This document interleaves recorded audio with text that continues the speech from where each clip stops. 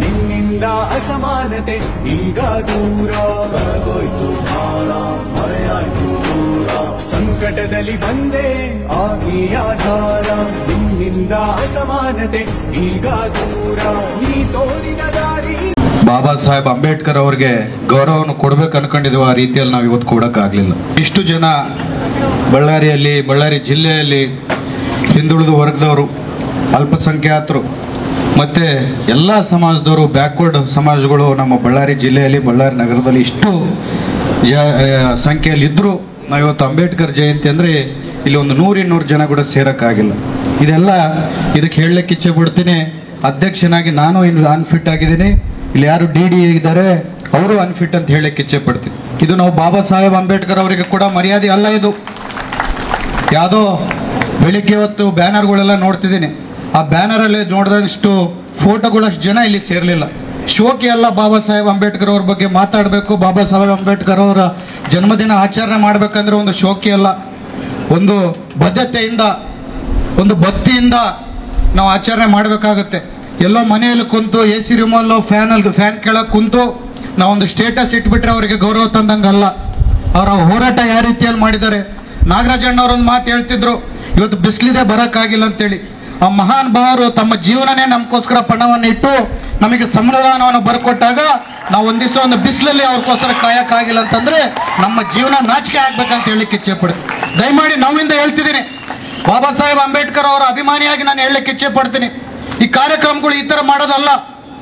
ನಾಳೆ ಬೆಳಿಗ್ಗೆ ಮುಂದಿನ ವರ್ಷ ನಾನು ಇನ್ನೊಂದು ಮಾತು ಹೇಳಲಿಕ್ಕೆ ಇಚ್ಛೆ ಪಡ್ತೀನಿ, ಸೋಷಿಯಲ್ ವೆಲ್ಫೇರ್ DD ಅವರಿಗೆ ಮತ್ತು ಬೇರೆ ನಾಯಕರಿಗೆ ಮುಂಬರುವಂಥ ಬಾಬಾ ಸಾಹೇಬ್ ಅಂಬೇಡ್ಕರ್ ಅವರು ಏನೇ ಕಾರ್ಯಕ್ರಮಗಳಿದ್ದು ನಾನೇ ಮುಂದೆ ನಿಂತು ಮಾಡ್ತೀನಿ ಹೊರತು ಯಾರಿಗೂ ಜವಾಬ್ದಾರಿ ಕೊಡಲ್ಲ, ಅವ್ರಿಗೆ ಅರ್ಗವರ ಥರ ನಾನು ಮಾಡಲ್ಲ ಅಂತ ಹೇಳಲಿಕ್ಕೆ ಇಚ್ಛೆ ಪಡ್ತೀನಿ.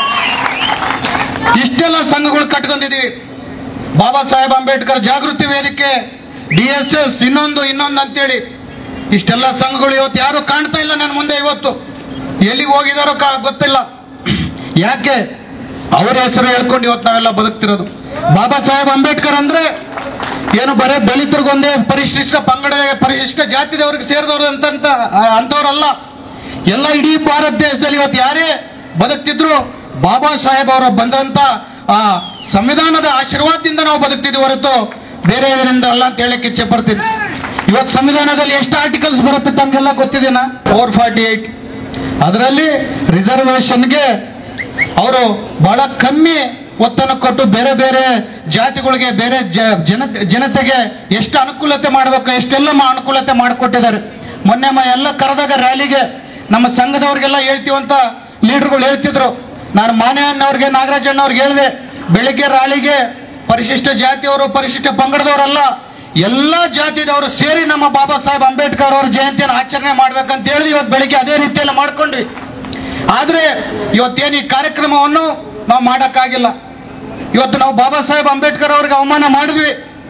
ಈ ಥರ ಬಳ್ಳಾರಿ ಜಿಲ್ಲೆಯಲ್ಲಿ, ಬಳ್ಳಾರಿ ನಗರದಲ್ಲಿ ಇನ್ನೊಂದು ಸರಿ ಆಗಬಾರ್ದು ಅಂತೇಳಿ ತಮ್ಮನ್ನೆಲ್ಲ ಕೇಳ್ಕೊಂತಿದ್ದೀನಿ ನಾನು. ದಯಮಾಡಿ, ಯಾಕಂತಂದ್ರೆ ಒಂದು ಮಹಾನ್ ವ್ಯಕ್ತಿಯವರ ಜೀವನ ಎಲ್ಲ ದಾರವನ್ನು ಹಾಕಿ ಈ ಭಾರತ ದೇಶವನ್ನು ಕಟ್ಟೋಕ್ಕೋಸ್ಕರ ಎಷ್ಟು ಕಷ್ಟ ಬಿದ್ದಿದ್ರು ಅಂತ ತಮಗೆಲ್ಲ ಗೊತ್ತಿದೆ. ಇವತ್ತು ಅವ್ರ ಹೆಸರ ಮೇಲೆ ಬಾಬಾ ಸಾಹೇಬ್ ಅಂಬೇಡ್ಕರ್ ಅವರು ನಮಗೆ ಸಂವಿಧಾನ ಬರ್ಕೊಟ್ಟು ನಮ್ಗೆ ಅವಕಾಶ ಮಾಡಿಕೊಟ್ಟಿದ್ದಕ್ಕೋಸ್ಕರ ನಾವು MLA ಆಗಿರ್ಬೋದು, MP ಆಗಿರ್ಬೋದು, IAS ಆಗಿರ್ಬೋದು, IPS ಆಗಿರ್ಬೋದು ಈ ಸ್ಥಾನದಲ್ಲಿ ಕುಂತಿದ್ದೀವಿ. ಅಂತ ವ್ಯಕ್ತಿ, ಮಹಾನ್ ವ್ಯಕ್ತಿಯನ್ನ ಗೌರವ ಕೊಡೋಕ್ಕಾಗಿಲ್ಲ ಅಂದ್ರೆ ಈ ಸ್ಥಾನಗಳೆಲ್ಲ ವ್ಯರ್ಥ ಅಂತ ಹೇಳಲಿಕ್ಕೆ ಇಚ್ಛೆ ಪಡ್ತೀನಿ. ತಾವು ಕೂಡ ಈ ಸ್ಥಾನ ಹೇಳಕ್ಕೆ ಇಚ್ಛೆ ಪಡ್ತೀನಿ. ನಾನು ಹೇಳಲಿಕ್ಕೆ ಇಚ್ಛೆ ಪಡ್ತೀನಿ, ಇವತ್ತು ನಾನಾಗಿರ್ಬೋದು, ನಾಗೇಂದ್ರಣ್ಣ ಆಗಿರ್ಬೋದು, MLA ಆಗಿರುವಂತಂದ್ರೆ ಆ ಬಾಬಾ ಸಾಹೇಬ್ ಅವ್ರ ಭಿಕ್ಷೆಯಿಂದ ಆಗಿರಿ ಹೊರತು ಬೇರೆದ್ರಿಂದ ಅಂತ ಹೇಳಕ್ಕೆ ಇಚ್ಛೆ ಪಡ್ತೀನಿ. ಯಾಕಂದ್ರೆ ಅವರು ಸಂವಿಧಾನ ಬರದೇ ಇಲ್ಲ ಅಂತಂದ್ರೆ MLAನೇ ಇಲ್ಲ, IAS ಇಲ್ಲ, IPS ಇಲ್ಲ. ಇವತ್ತಿಗೂ ರಾಜರಿಕ ನಡೀತಿತ್ತು. ದೊಡ್ಡ ದೊಡ್ಡ ಶ್ರೀಮಂತರ ಕೈಯೆಲ್ಲ ದೇಶ ನಡೀತಿತ್ತು. ದೊಡ್ಡ ದೊಡ್ಡ ಶ್ರೀಮಂತರ ದಬ್ಬಾಳಿಕೆ ಮಾಡಿದ್ರೆ ಶೋಷಿತರು ಅನ್ಯಾಯಕ್ಕೆ ಒಳಗಾಗ್ತಿದ್ರು. ಆದ್ರೆ ಬಾಬಾ ಸಾಹೇಬ್ ಅಂಬೇಡ್ಕರ್ ಅವರು ಬರೆದಂತ ಸಂವಿಧಾನ ಎಂತದಂತಂದ್ರೆ ಇಡೀ ಭಾರತ ದೇಶದಲ್ಲಿ ಯಾರೇ ಶಕ್ತಿವಂತರು ಒಬ್ಬ ಶೋಷಿತರನ್ನಾಗ್ಲಿ ಒಬ್ಬ ಬಡವನಾಗ್ಲಿ ಮುಟ್ಟಬೇಕಂದ್ರೆ ಆ ಸಂವಿಧಾನ ಅವ್ರಿಗೆ ಅಡ್ಡ ಬರುತ್ತೆ ಅಂತ ಹೇಳಲಿಕ್ಕೆ ಇಚ್ಛೆ ಪಡ್ತೀನಿ. ಇವತ್ತು ನಾವೆಲ್ಲ ಗೆದ್ದಿರೋದು ಹೇಗೆ? ಆ ಸಂವಿಧಾನವನ್ನು ಇಟ್ಕೊಂಡು ಆ ಸಂವಿಧಾನವನ್ನು ಕಾಪಾಡ್ತೀವಿ ಅಂತೇಳಿ ಬಾಬಾ ಸಾಹೇಬ್ ಅಂಬೇಡ್ಕರ್ ಅವ್ರ ಹೆಸರು ಹೇಳ್ಕೊಂತು ನಾವೆಲ್ಲ ಬೆಳೆದು ಬಂದಿದ್ದೀವಿ. ಇಲ್ಲಿ ಕುಂತವ್ರು ಕೂಡ ಬಹಳಷ್ಟು ಬಂದು ಅದೇ ಹೆಸರು ಮೇಲೆ ಬೆಳೆದು ಬಂದಿರೋದು. ಆದರೆ ನಾವು ಕೃತಜ್ಞತೆ ಸಲ್ಲಿಸ್ಕೊಳೋ ಅಷ್ಟು ಶಕ್ತಿ ನಮಗೆ ಸಮಯ ನಮ್ಮ ಹತ್ರ ಇಲ್ಲ. ಯಾಕಂದ್ರೆ ಅಷ್ಟು ಬ್ಯುಸಿ ಆಗಿಬಿಟ್ಟಿದ್ದೀವಿ, ನಾವೆಲ್ಲ ಬೆಳೆದಾಗ್ಬಿಟ್ಟಿದ್ದೀವಿ. ತಾವೆಲ್ಲರೂ ಇನ್ನೊಂದು ಯೋಚನೆ ಮಾಡ್ಕೊಳ್ಳಿ. ಇದೇ ರೀತಿಯಲ್ಲಿ ನಾವು ಮಾಡ್ಕೊಂಡು ಹೋದ್ರೆ ನಮ್ಮ ಸಂಘಟನೆಗಳು ದಿನನಿತ್ಯ ಈ ಥರ ಕಮ್ಮಿ ಆಗ್ತಾ ಹೋಗ್ತಿದ್ರೆ ಇನ್ನು ಮುಂದಿನ ದಿನಮಾನದಲ್ಲಿ ಬಾಬಾ ಸಾಹೇಬ್ ಅಂಬೇಡ್ಕರ್ ಅವ್ರನ್ನ ಹೆಸರನ್ನು ಕೂಡ ಅವ್ರು ತೆಗೆದಾಕ್ತಾರೆ ಅಂತ ಹೇಳಲಿಕ್ಕೆ ಇಚ್ಛೆ ಪಡ್ತೀನಿ. ಬೇರೆಯವರು ಬೇರೆ ರೀತಿಯಲ್ಲಿ ಮಾತಾಡ್ತಿರ್ತಾರೆ.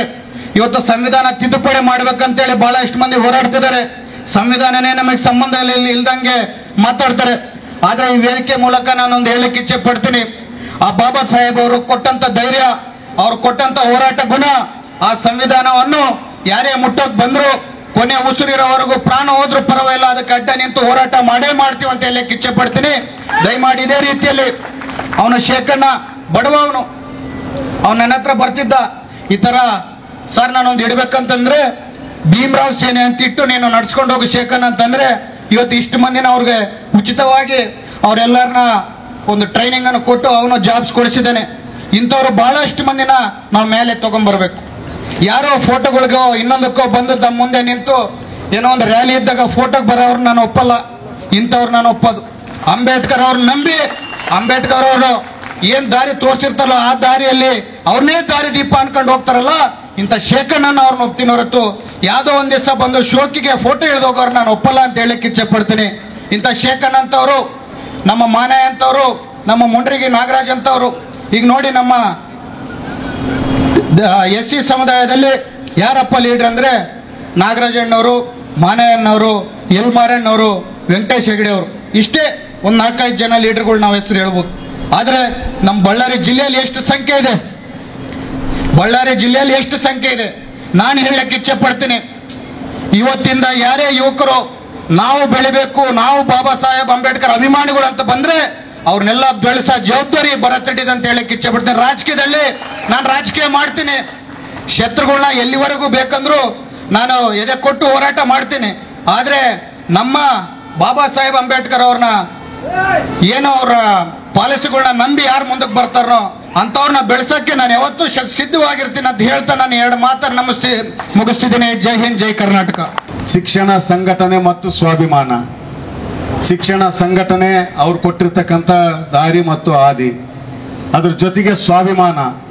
ಯಾವಾಗಲೂ ಎಲ್ಲಿವರೆಗೆ ನೀವು ಸ್ವಾಭಿಮಾನಿಗಳಾಗಿರ್ಬೇಕಂದ್ರೆ ಅವ್ರು ಹೇಳ್ತಾರೆ ಬಾಬಾ ಸಾಹೇಬರು, ನಮಗೆ ಎಲ್ಲಿ ಸ್ವಾಭಿಮಾನದ ಕೊರತೆ ಇರ್ತದೋ, ಎಲ್ಲಿ ನಮಗೆ ಗೌರವ ಸಿಗೋದಿಲ್ಲ, ನೀವು ಅಲ್ಲಿ ಯಾವುದೇ ಕಾರಣಕ್ಕೆ ಹೋಗ್ಬಾರ್ದು ಅಂತಕ್ಕಂಥ ಮಾತನ್ನ ಬಾಬಾ ಸಾಹೇಬರು ಯಾವಾಗಲೂ ತಮ್ಮ ಬದುಕಿರ್ಬೇಕಾದ್ರೆ ಹೇಳ್ತಾ ಇದ್ರು. ಸ್ನೇಹಿತರು, ಇವತ್ತು ಬಾಬಾ ಸಾಹೇಬರ ವಿಚಾರ ನಾವು ಮತ್ತು ಮಾನೆಯಲ್ಲಿರ್ತಕ್ಕಂಥ ಸ್ನೇಹಿತರು ಈಶ್ವರಪ್ಪ ನಾವೆಲ್ಲರೂ ಒಂದು 87ನೇ ಇಸ್ವಿಯಲ್ಲಿ ಈ ಜಿಲ್ಲೆನಲ್ಲಿ ಹೋರಾಟವನ್ನು ಪ್ರಾರಂಭ ಮಾಡಿದಾಗ ದಲಿತ ಸಂಘಟನೆಗಳ ಮುಖಾಂತರ 1982ರಲ್ಲಿ ಹೋರಾಟವನ್ನು ಪ್ರಾರಂಭ ಮಾಡಿದಾಗ ಅಂಬೇಡ್ಕರ್ ಹೆಸರು ಹೇಳ್ಬೇಕಾದ್ರೆ ಭಯ ಇತ್ತು. ಅಂಬೇಡ್ಕರ್ ಹೆಸರು ಹೇಳ್ಬೇಕಾದ್ರೆ ನಮಗೆ ಭಯ ಆಗ್ತಾ ಇತ್ತು. ಅಂತ ಒಂದು ಸಂದರ್ಭ ಇತ್ತು. ಇವತ್ತು 43 ವರ್ಷದಲ್ಲಿ ಎಷ್ಟು ಬದಲಾವಣೆ ಆಗಿದೆ. ಯಾರಿಗೆ ನೋಡಿ ನಾವು ಭಯ ಪಡ್ತಿದ್ವೋ, ಯಾರು ಅಂಬೇಡ್ಕರ್ ಹೆಸರು ತಗೊಂಡ್ರೆ ಸಿಟ್ಟು ಬರ್ತಾ ಇತ್ತೋ, ಯಾರಿಗೆ ಸಿಟ್ಟು ಬರ್ತಾ ಇತ್ತೋ ಆ ಜನಗಳು ಇವತ್ತು ಅಂಬೇಡ್ಕರ್ ಫೋಟೋವನ್ನು ಹಿಡ್ಕೊಂಡು ಸ್ಟ್ರೈಕ್ ಮಾಡೋಂಥ ಒಂದು ಪರಿಸ್ಥಿತಿ ಇವತ್ತು ಅಂಬೇಡ್ಕರ್ ಬಂದು ತಲುಪಿದ್ದಾರೆ. ಯಾಕೆ ಅಂತಂದ್ರೆ ಇವತ್ತು ನಾನು ಹೇಳ್ತೀನಿ, ಅವತ್ತು ನಾವು ಹೇಳ್ತಾ ಇದ್ವಿ ಬಾಬಾ ಸಾಹೇಬರ ವಿಚಾರ. ಇವತ್ತು ಅಂಬೇಡ್ಕರ್ ಅಂದ ತಕ್ಷಣ ಒಂದು ಕಾಲದಲ್ಲಿತ್ತು, ಅಂಬೇಡ್ಕರ್ ಅಂದ ತಕ್ಷಣ ಅವರು ಸಂವಿಧಾನ ಮೀಸಲಾತಿ ಕೊಟ್ಬಿಟ್ಟಿದ್ರೆ ದಲಿತರಿಗೆ ಅಂತಕ್ಕಂಥ ಒಂದು ಮಾತಿತ್ತು. ಇವತ್ತು ನೋಡಿದ್ರೆ ಇವತ್ತು ಈ ದೇಶದಲ್ಲಿರ್ತಕ್ಕಂಥ 6400 ಜಾತಿ ಎಲ್ಲ ಜನರಿಗೆ ಇವತ್ತು ಮೀಸಲಾತಿ ಸಿಗ್ತಾ ಇದೆ. ಮೊನ್ನೆ ಕಳೆದ 2 ವರ್ಷ ಹಿಂದ್ಗಡೆ ಬ್ರಾಹ್ಮಣರಿಗೆ 10% ಮೀಸಲಾತಿಯನ್ನು ಕೊಡ್ತಕ್ಕಂಥ ಒಂದು ಪ್ರಮೇಯವನ್ನು ತಂದಿದ್ದಾರೆ, ಇವತ್ತು ಕೊಡ್ತಾ ಇದ್ದಾರೆ. ಹಾಗಾದ್ರೆ ಈ ದೇಶದಲ್ಲಿರ್ತಕ್ಕಂಥ ಪ್ರತಿಯೊಬ್ಬರಿಗೂ ಮೀಸಲಾತಿ ಸಿಗ್ತಾ ಇದೆ. ಬಾಬಾ ಸಾಹೇಬ್ ಅಂಬೇಡ್ಕರ್ ಬರೆದಿರ್ತಕ್ಕಂಥ ಸಂವಿಧಾನದಡಿಯಲ್ಲಿ ಎಲ್ಲರಿಗೂ ಮೀಸಲಾತಿ ದೊರಕ್ತಾ ಇದೆ ಅಂತಕ್ಕಂಥ ವಿಚಾರನ ತಮ್ಮ ಮುಂದೆ ಇಡ್ತಾ ಇದ್ದೀನಿ. ಇವತ್ತು ಬಾಬಾ ಸಾಹೇಬ್ ಅಂಬೇಡ್ಕರ್ ವಿಚಾರ ಬಂದ್ರೆ 2 ನಾನು ಕೋಟ್ ಮಾಡ್ತೀನಿ. ಮೊದಲದಾಗಿ, ಈ ದೇಶಕ್ಕೆ ಇವತ್ತೇನಾದರೂ MLA, MP, minister, prime minister, ಮುಖ್ಯಮಂತ್ರಿ, ಮೇಯರು, ಉಪಮೇಯರು, ಕಾರ್ಪೊರೇಟ್ರು, ತಾಲೂಕ್ ಪಂಚಾಯತಿ, ಜಿಲ್ಲಾ ಪಂಚಾಯತಿ, ಗ್ರಾಮ ಪಂಚಾಯತಿ ಎಲ್ಲಾ ಹಂತದಲ್ಲಿ ಚುನಾವಣೆ ನಡೀತಾ ಇದೆ. ಈ ಚುನಾವಣೆಯಲ್ಲಿ ಓಟನ್ನ ನಾವು ಹಾಕ್ತಾ ಇದ್ದೀವಿ. ಈ ಓಟು ಬಾಬಾ ಸಾಹೇಬ್ ಅಂಬೇಡ್ಕರ್ ಅವರು 1920ರಲ್ಲಿ ಈ ದೇಶಕ್ಕೆ ಯಾರಿಗೆ ಓಟ್ ಮಾಡೋಂತ ಹಕ್ಕಿರಲಿಲ್ಲ, ಎಲ್ಲರಿಗೂ ಸಹ ಓಟ್ ಮಾಡತಕ್ಕಂತ ಹಕ್ಕನ್ನ ತಂದು ಕೊಟ್ಟಿರ್ತಕ್ಕಂಥ ಬಾಬಾ ಸಾಹೇಬ್ ಅಂಬೇಡ್ಕರ್ ಅವರು ಅಂತೇಳಿ ಈ ಸಂದರ್ಭದಲ್ಲಿ ನಾನು ಹೇಳ್ತಾ ಇದ್ದೀನಿ ಸ್ನೇಹಿತರೆ. ಬಳ್ಳಾರಿಯ ನಿರಂತರ ಸುದ್ದಿಗಾಗಿ ಬಳ್ಳಾರಿ ಬೆಳಗಾಯಿತು ಚಾನೆಲ್ನ ಸಬ್ಸ್ಕ್ರೈಬ್ ಮಾಡಿ ಹಾಗೂ ಬೆಲ್ ಐಕಾನ್ ಒತ್ತಿ.